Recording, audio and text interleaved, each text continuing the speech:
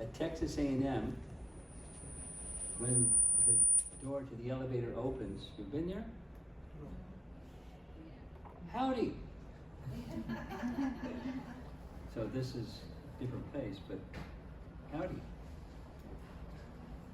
Texas.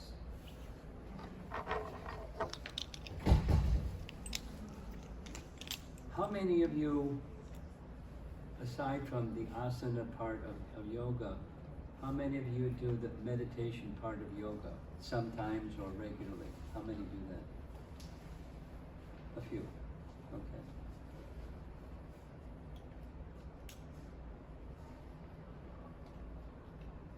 Little background. I saw, we had some Bhagavad Gitas here, right? Yes. Can I just see one? This one. A show and tell. Here's Bhagavad Gita. Bhagavad Gita. Just not coming. Okay. How many have some idea what Bhagavad Gita is? Okay, almost everybody. One way of describing what Bhagavad Gita is it's a treatise on yoga systems. It doesn't teach asanas because the asanas is one part of chapter 6 of Bhagavad Gita, which speaks of the eightfold yoga system. I'm just doing some background to get us to the art of meditation. And asanas is one of 8, and commonly in yoga schools, they teach pranayama along with asanas. Pranayama is breathing discipline, because by the process of pranayama, it helps make the mind more peaceful. That's nice. And the asanas helps make the body and the energy flow within the body, etc., more balanced and more calm. So the body and the mind, here we go. Here's the Bhagavad Gita. There's a mic. Oh. You need the mic? Okay, I don't think so. And then you keep going with that yoga system. The first 2, generally in yoga classes, they don't teach it. Yama and niyama, basically the do's and the don'ts. Principles to live by, principles to avoid because it interferes with the yoga process. The yoga process is a process of linking with the place of higher consciousness. So after the first 4, you got the first 4, comes pranayama, pratyahara. Pratyahara means normally the mind is extended into the field of the world around us, and when one becomes very proficient in that eightfold yoga system, number 5 is withdrawing the mind from extending into the world and directing the mind inwards. And then the final 3 are different stages of meditation. Dhyana, dharana, samadhi. Samadhi means trance. So this yoga that, the asana part of the eightfold yoga system has meditation as the objective. And meditation on what? There's different types of meditation. And we're going to be discussing meditation in general, and then specifically sound vibration meditation, because of the different types of meditation or principles of meditation.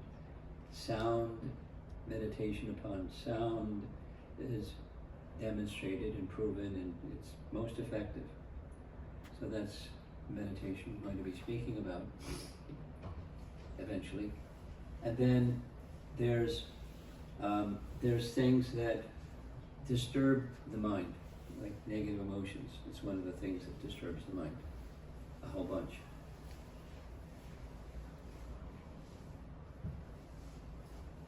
I'm just doing some background, so from experience, because I do a lot of public speaking, and two topics are very important in the minds of younger generation people, particularly older generation people also. And one of them is relationships, the meaningfulness of a wholesome relationship and how to go about that, especially when it's not happening for different reasons. And then dealing with stress, and probably none of you in this university have any pressure with your academic stuff or anything like that, but sometimes it happens. So there's negative emotions that go along with life and how to deal with it. And meditation has a very significant approach to dealing with negative emotions. So that's our topic. The frame of reference background is Bhagavad Gita, and overcoming negative emotions. Let's see what happens here.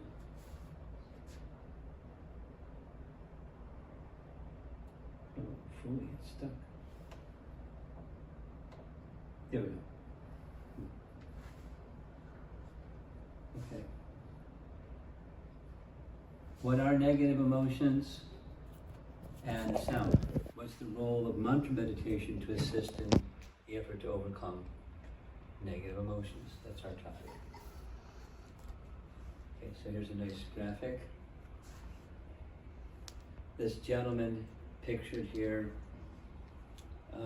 had a plan, nice weekend somewhere by the beach, and checked the weather report, nice clear sunny day, weather report. So he went out for a day at the beach, but unfortunately it wasn't a nice sunny day, it started raining. And fortunately for him, he found a place that sold umbrellas, and so he went by himself on the boardwalk on a rainy day when he was expecting something else. Similarly, life has situations like that. We're expecting and something else happens. So there's challenges when you're expecting and something else happens. And here are some of them. It causes a negative, or at least a challenge, and often a negative emotion connected with the challenge. Financial, relational, occupational, physical, social, cultural, etc. And when we face those challenges, sometimes it's pretty formidable. We're going to get whooped. There's no way that we're not going to get whooped by the circumstance. It can be a bit of a battle. And when you're feeling captivated or captured or disempowered by the circumstance, that negative emotion is like people that study this and do counseling in this area, they say that the person is captured by that negative emotion is like in jail. The negative emotion keeps them in jail. And very disempowering. Here's a nice lady, one of many, that works in this field. Depression is a prison where you're both the suffering prisoner and the cruel jailer. Meaning you can get yourself out of prison. You don't have to stay in prison. You don't have to stay in a state of negative emotion or exacerbated negative emotion or becomes depression. There's some charts you'll see shortly. Depression is on the rise from earlier periods of time to our present period of time.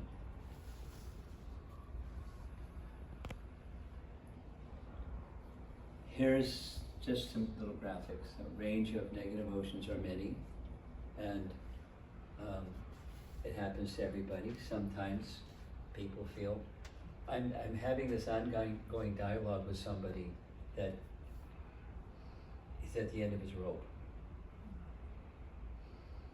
He's hanging on, but he's at the end of his rope. So it's like, anyway, it's not only some people are feeling hopeless. Some of you may know in the UK, there's a ministry of loneliness. You know, the Beatles sang about it, where all the lonely people, where they all come from, etc.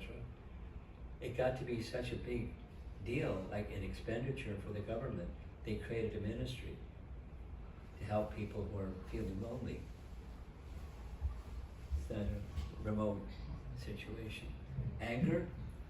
Maybe you know some people that have an anger problem. Little thing triggers them and they lose it. Or, here's another one, self-sabotage. I know some people like this. If there isn't a problem, they'll create one.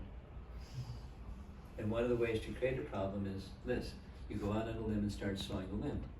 And when you hear the limb starting to crack, it's a negative emotion. And when that gets solved, they go to another one and do it again and do it again. There's some people I know like this. You probably know some people like this. It's a category of a negative emotion. Or just general anxiety. Not just a child, but anyone in any situation. And one of the ways of trying to diminish, it doesn't work, it increases, is resentment increases the negative emotion. Transferring that to another by blaming another person, that does the same thing. It doesn't fix whatever it is, it doesn't fix the emotion. It exacerbates it, it amplifies it. You'll see a chart in a moment about blame. Oh, here it is. Here's some of these negative emotions down here. This is a scholar that did research and studied the topic of negative emotions. There's positive emotions and there's negative emotions. Shame and guilt are one of those, the lowest ones. They're the darkest ones. Fear, lower than fear. Oh, that's a little surprising. And another thing that I find a little surprising is love is here, joy and peace are above love, and gratitude is higher than both. And the idea is to get towards higher consciousness, or one of the words here is enlightenment. But there's ways of, vibration and frequency, brain waves. There are ways of two-dimensionally evaluating brain waves, and there's brain waves of higher consciousness, there are brain waves of deep meditation, there's brain waves of sleep, there's fear, panic. So higher consciousness, the idea of meditation, the idea of yoga in general, is to work towards higher consciousness, elevation towards higher consciousness.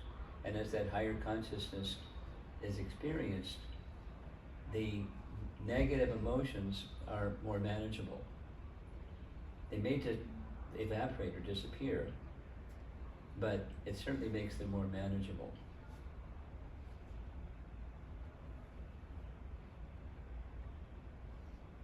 And everyone has the experience of positive emotions too. Kindness, when it's in Bhagavad Gita, chapter 14.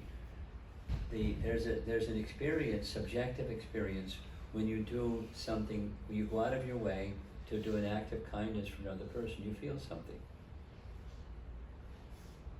Happiness, you feel a good emotion. Or just general joy. Or that the contentment, because this is another mode of goodness quality, is honesty. And whether it's comfortable or uncomfortable, sticking to the point of being honest, that's a good emotion. It's a good behavior, but it's also a good emotion. It helps eliminate the lower emotions or the negative emotions. And service to others is also. Or letting go of some hurt that may have been caused by another, instead of blaming, and fault finding and all of that finger pointing thing is forgiveness. And there's something that happens. The negative emotion dissipates and another emotion takes over. It's simple. And these are just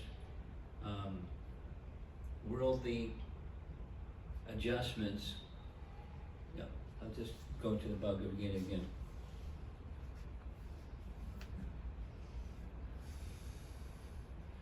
A very important, the largest number of verses in the Bhagavad Gita deals with the modes of nature. Because we're according to the Bhagavad Gita, we're a conscious entity within a subtle body and a gross body. The gross body, we all know what that is. The subtle body, in the language of Bhagavad Gita, it's made of three things. Subtle, you don't see, but everyone has a mind. Intelligence, and our dear friend false ego. So that subtle body, or covering of the soul.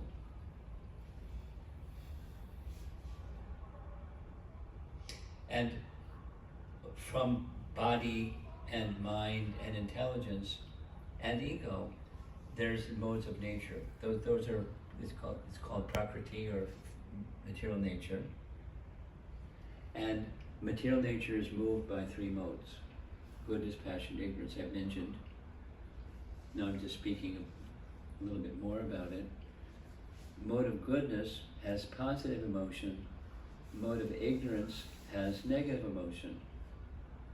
And then there's the via media, that's passion. I want to get something done and there's an obstacle, like the guy with the umbrella. I want to have a nice time and it turns out to be a rainy day. We have a plan that's going to bring happiness and something else happens. So it's a challenge. The transition lounge, the passion mode. Compete, win, and not so much about doing things that are beneficial for other people. It's about me, I, me, and mine. And then mode of ignorance is the negative emotion when it doesn't happen according to the plan. There's much more on that. It's a big, big topic, a very essential topic to understand who we are and what moves in our life.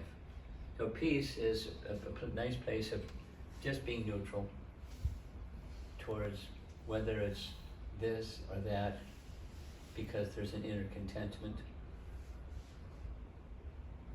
When there's an inner contentment, you can deal better with whatever's going outside you. Your intelligence is stronger and clearer. Peace is a nice place to be. It doesn't mean just sit, but move and be peaceful. That's good. So this is there's some interactive segments in this presentation, so this is one of those. Take a look at what's on the screen, find somebody who you want to share, and what's your intention intending this discussion? Maybe it's obvious, but think about it, introspect, and share it with another person. What repeated negative emotions do you experience, and what positive emotions would you like to experience or access? When you're ready, take 2-3 minutes, discuss with someone.